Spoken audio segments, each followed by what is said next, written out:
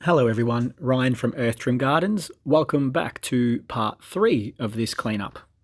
Couple of things I want to mention at the start of this video. I want to thank everyone who donated to the Buy Me a Coffee page. As I mentioned at the beginning of the last video, all of those donations were going to go towards purchasing some mulch for the garden beds that you can see right now.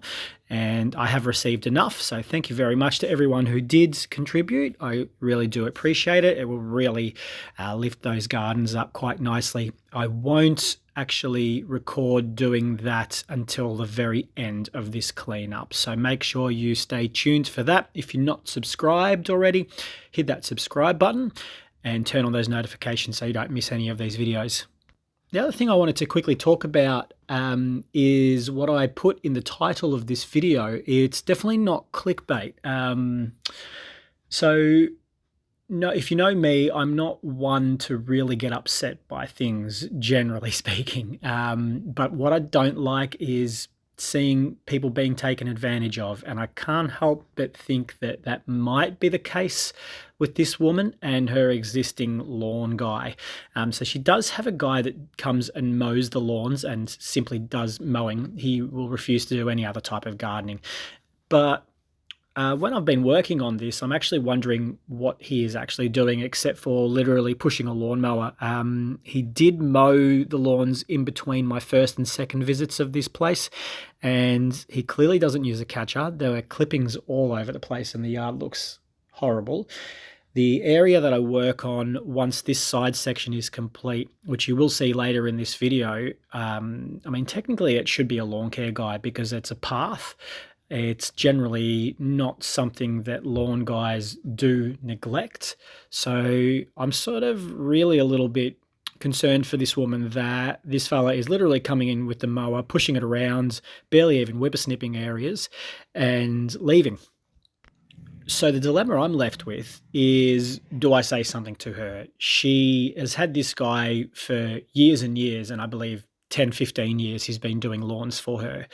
Obviously, it hasn't been enough of a problem for her to really flag any concerns with him.